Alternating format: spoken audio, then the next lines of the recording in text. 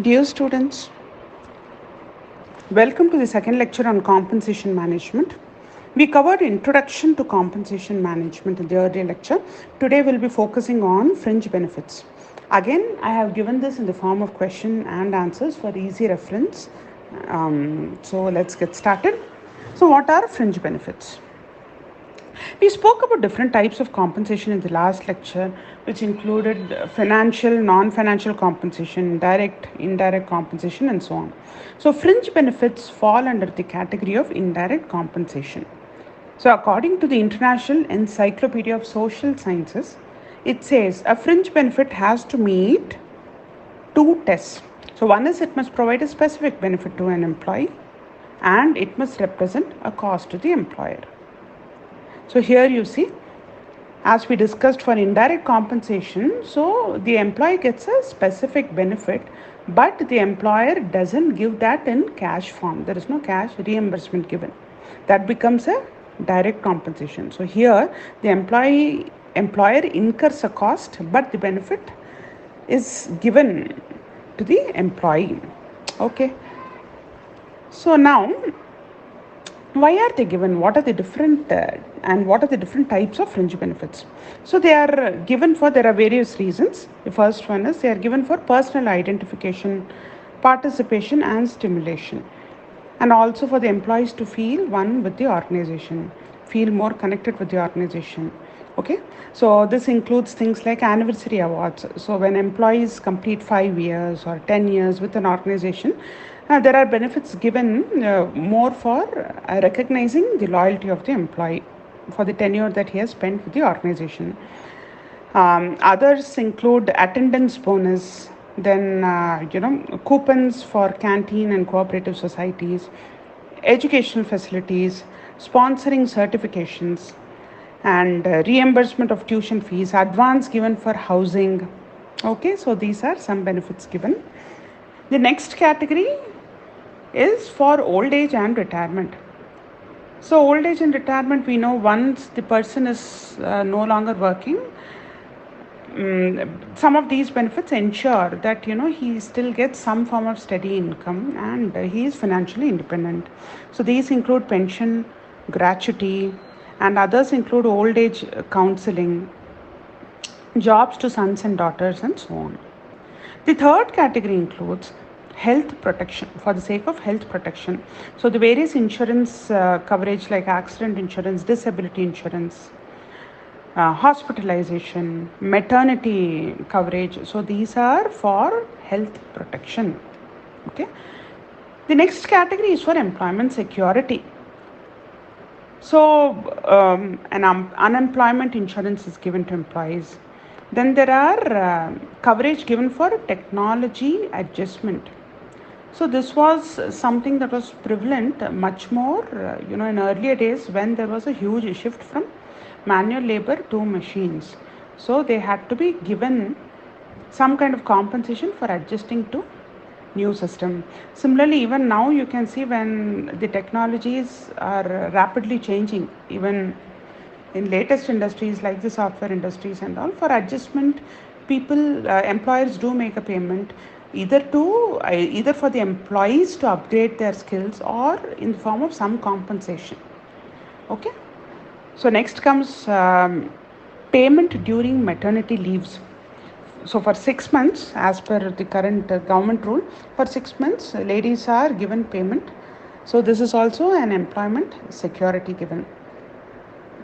Next, for the other categories, it includes benefits for extra work, overtime, and working in different time zones. So compensation is given in the form of, in some form for such people also. Then leaves. So leaves are a very important component of fringe benefits, where there is recognition for, the personal time space that is required for employees. So this includes sick leave, casual leave, and bereavement leave in case somebody passes off in the family. So leaves for that. Then paternity leave, maternity leave, all these are part of it. Then the other category is for layoff compensation. So if an employee is removed from work for whatever reason, compensation has to be given. As per the Industrial Disputes Act of 1947, it says that payment has to be given for employees in case of layoff or retrenchment. Usually, employer has to give at least 1 month's notice or 1 month's salary or wage to employees who have been asked to go after 1 year of continuous service with them. So these are the different types and different kinds of fringe benefits that are given to employees. Now moving on to question 2. This question focuses on the retirement benefits to employees, and along with that little more details about the provisions. So as we all know, there are 3 major retirement benefits, especially in India. That is the Provident Fund, Employee Provident Fund, EPF. Then there is pension especially for government employees. And then there is gratuity. So we'll study about all of these retirement benefits. So Employee Provident Fund or EPF is a welfare scheme for the benefit of employees. Here both the employee and the employer make a contribution. Okay, so a small part of employee salary is deducted on a monthly basis, and employer also contributes the same amount towards EPF. Generally it is around 12% of the pay of the basic.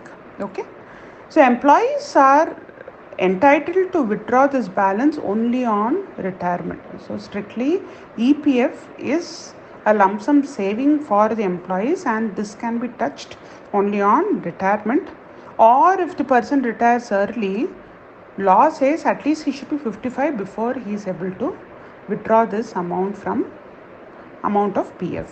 Okay, now these are the basic provisions, but now there are some exceptions to withdrawal of EPF.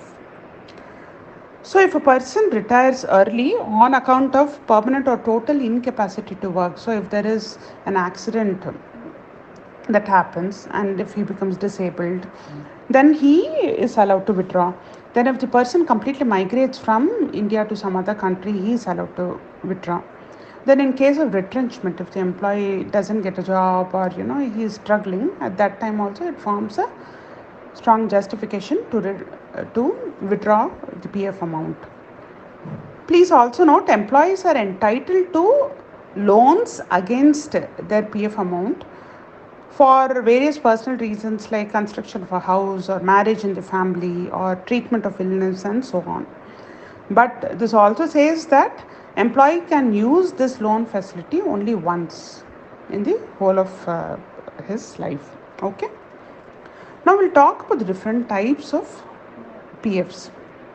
The first category is Recognized Provident Fund or RPF. So most of the PFs that we see around, they fall under this category, and this is approved by the Commissioner of Income Tax. That is, this is recognized and approved by the Commissioner of Income Tax. So any organization with 20 or more employees can apply for this. Organizations can also opt for government PF, or they can operate PF through a separate trust. So in case it is a PF operated through a trust, then the income of this trust is exempt from income tax. So that is Recognized Provident Fund. Next is Unrecognized Provident Fund.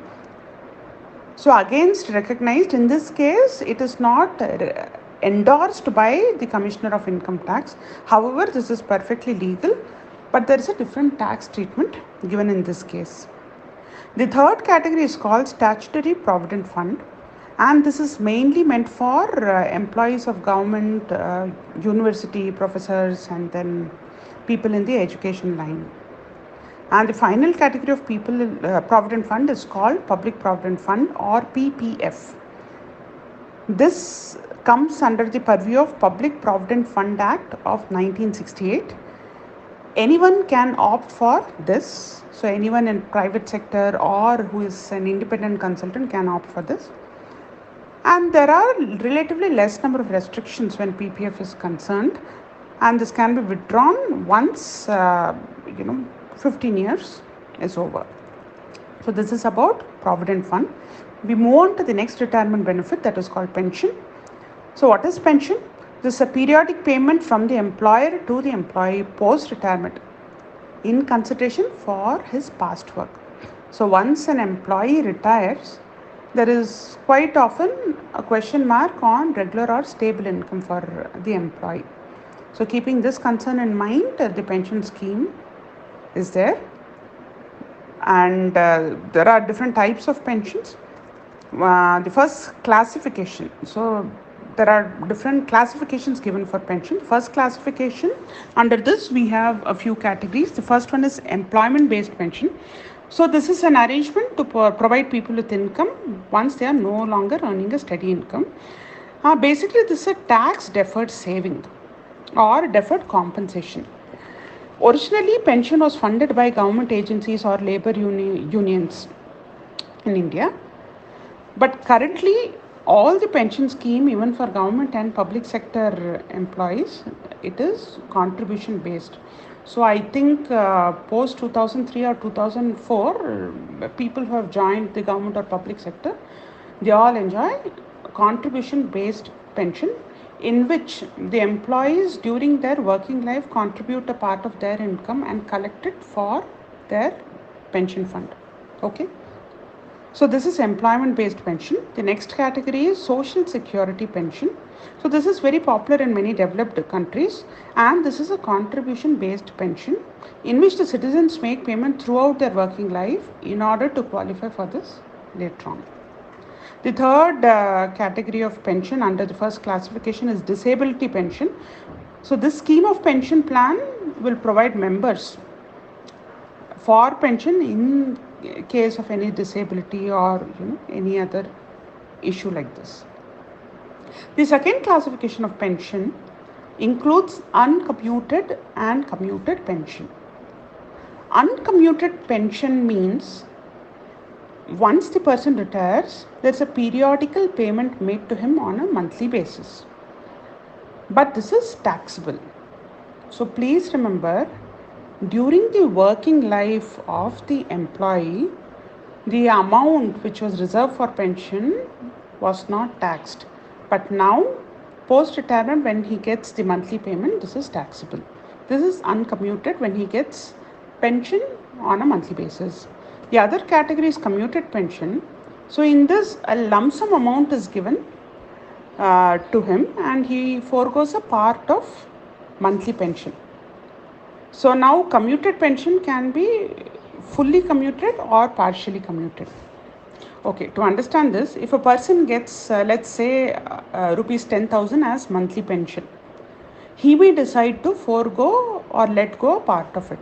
He may say he is okay to get 5,000 per month, and for the balance he would like to receive a lump sum amount as per the savings in the pension fund.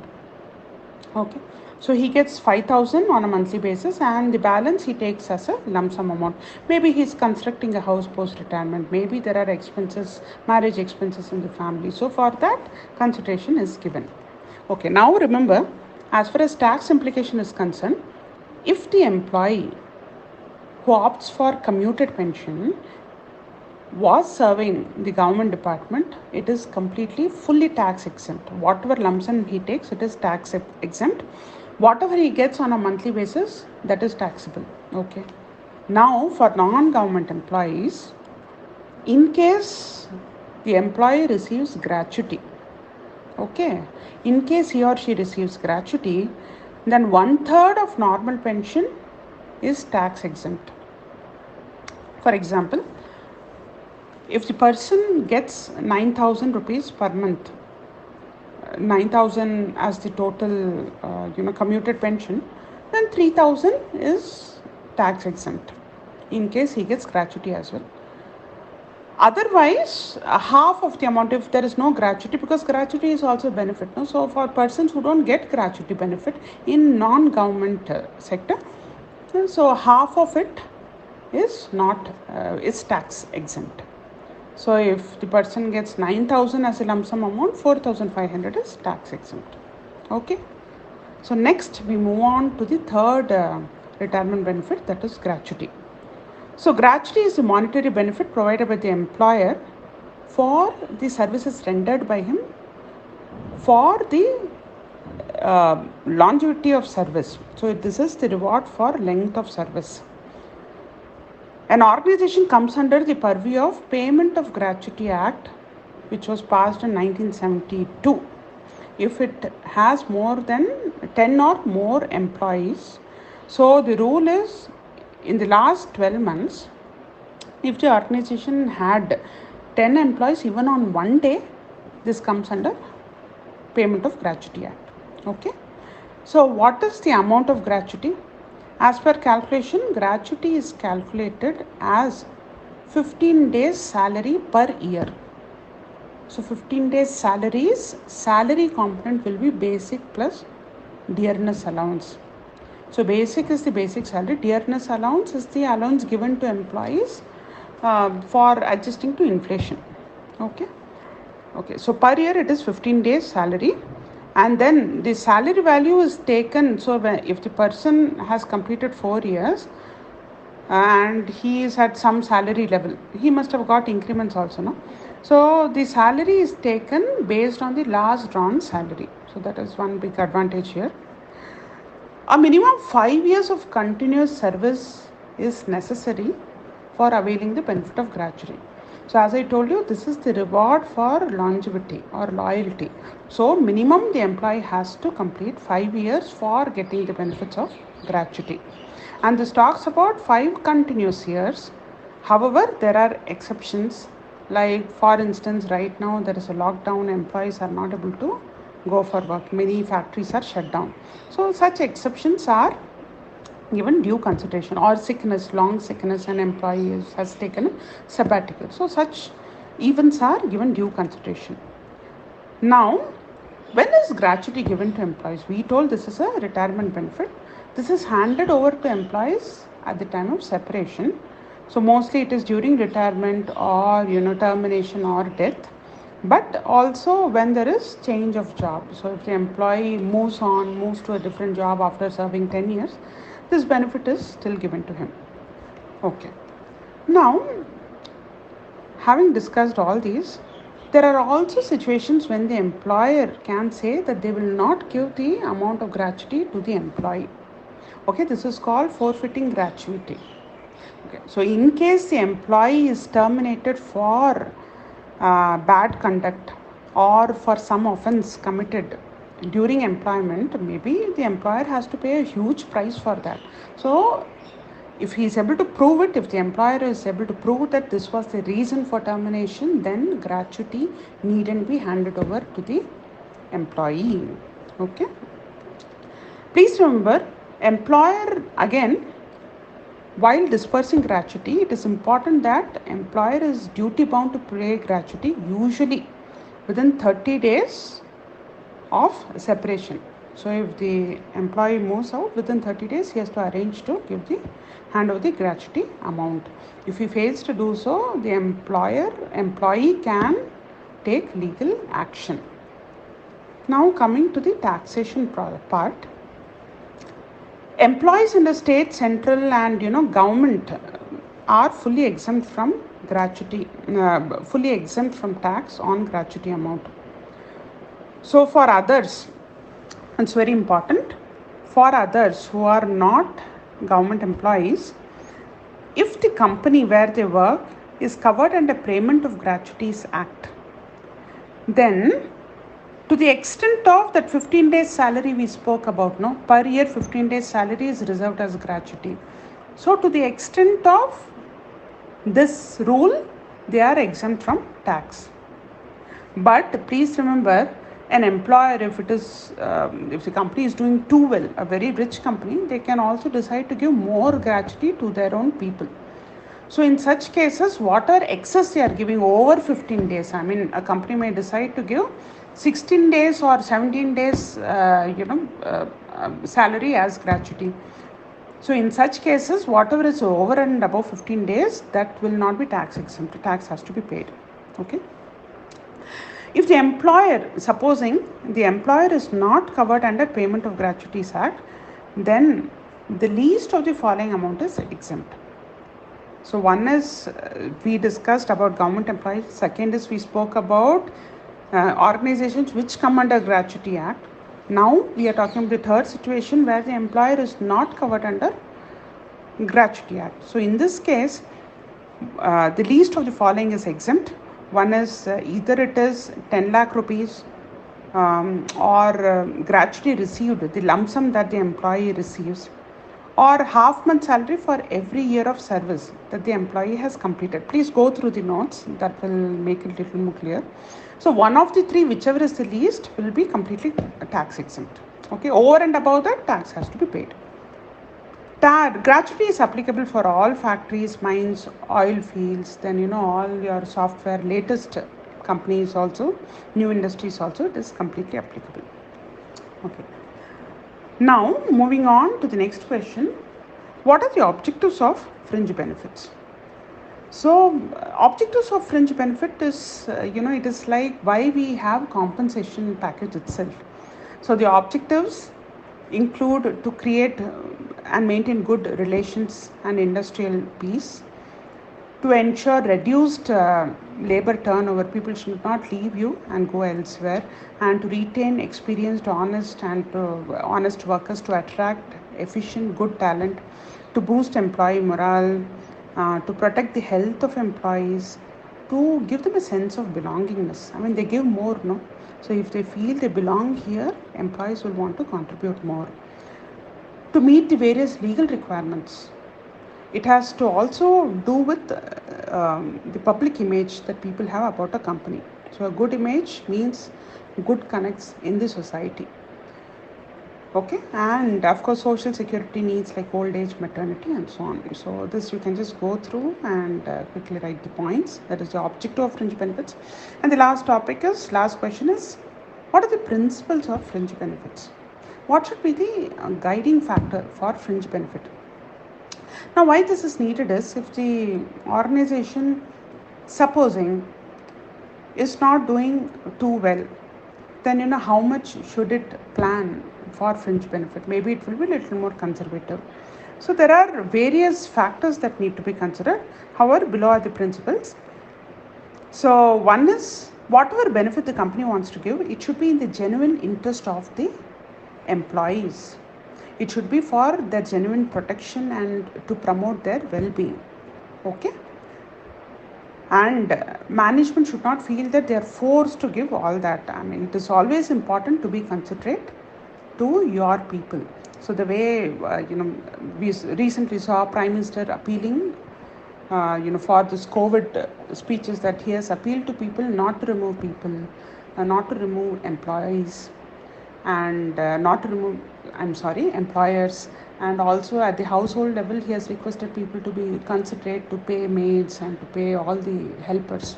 So that is one form of fringe benefit where there is a genuine concern shown. And the next principle is to satisfy a real need. Now, pension is a real need and that is required. So you address that. So if you give it for something very unnecessary, it may not be appreciated by employees in the long run. Okay. And the benefits need to be cost effective. So the organization's income and costs also need to be taken into consideration. And the next principle is that generally you give it across a wide range of use. So pension is for old age, then you have for morale boosting, there are, employment tenure appreciation rewards given. Then benefits are given for leave. So make it as wide range as possible. And the next principle is please take into consideration the wishes of employees, their own feedback, do a survey, understand what they like, and take inputs from union representatives also. Of course, you need to be guided by government regulations. And finally, the most important principle is it's all good to have everything on paper, but it is important to communicate and let people know what benefits you are offering. Okay. So with this, I conclude today's lecture. From the next lecture, we'll be moving on to the next unit. Okay. Thank you so much. Let me know if you have any questions. Bye-bye.